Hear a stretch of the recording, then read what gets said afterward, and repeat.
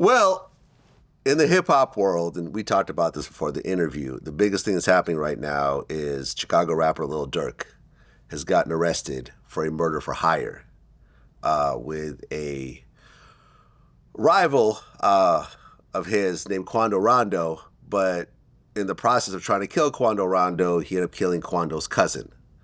And Durk allegedly, according to the feds, sent 5 guys to L.A. To kill this guy. And him and another one of his entourage members flew out in a private jet the same day. The next day, they went and got ski masks, guns, rental cars. They followed Quando's car for hours. And then when they stopped to get gas, they opened fire. They ended up killing his cousin. Quando was unhurt in the situation. And they flew back to Chicago the next day. 2 years later, all of them have been arrested, and they're all sitting in jail right now, facing life in prison and possibly the death penalty. Mm-hmm. And the charges are murder for hire, use of carry and discharge of firearms, and a machine gun in the furtherance of a crime of violence resulting in death. It's a big mess right now.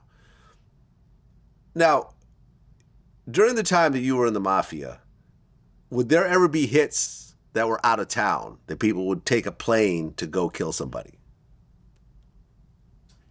Well, it's not out of the realm of possibility that would happen. Of course not. Didn't matter what town you were in.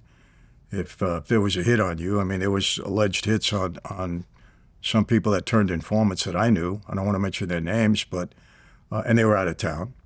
Does it happen often? No, because normally in our life, the best way to get somebody, you just walk them into a room, they don't know what's happening, and boom, they're gone. But you know what these guys haven't learned yet, and they should have learned that from us, that somebody is going to become an informant.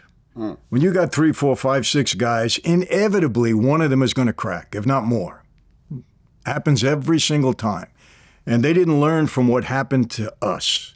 If they seen all the guys that became informants in our life and put everybody else in trouble, they would know better. You just can't do stuff like that and get away with it, because eventually you're going to get caught and somebody's going to squeal, and that'll be the end of it. And that's what's going to happen here. Guaranteed they got informants. Well, yeah, there was allegedly 3 shooters that actually got out of the car and opened fire. One of the shooters in the paperwork is co-conspirator number 2. There it is. Meaning that name is not being released, and you could assume it's because that person's cooperating. Now, if you're one of the active shooters and you're cooperating against everyone else, that's not like, oh, I heard so-and-so talking about it. No, I was actually there. I'm in the footage. Here's my plane ticket. You know, they even use their own credit cards, OTF credit cards to book the hotels. There's a car rental spot they went to use one of the murder vehicles. So they actually placed themselves basically at the scene of the crime. Everyone is placed in the scene of the crime. I mean, one of the guys who flew in on the jet with Lil Durk, his car went to Big 5 Sporting Goods, and the GPS of the car, because it's a rental car, put him right there. He went into the store and bought 4 ski masks using cash. I guess he thought using cash would let him out of it, but it's like the car is there, the receipt is there. I'm sure that they have cameras in the actual store where you see him walking out after the purchase. I used to always say the safest thing to do if you're a rapper and you have serious beef is to move to another state, because nobody would be stupid enough to actually get on a plane to try to kill you.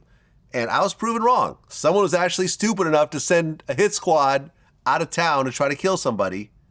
They killed the wrong person, and they're all caught right now. Well, that's certainly not sophistication. There's no question about that. It wasn't well thought out, obviously. I mean, that's why I said it's not out of the realm of possibility that somebody would go to another state, to put a hit on somebody, but they wouldn't do it like that. That's for sure. Well, the fact that the guy who allegedly masterminded the whole thing, he flies out the same day as everyone else, the day before the murder.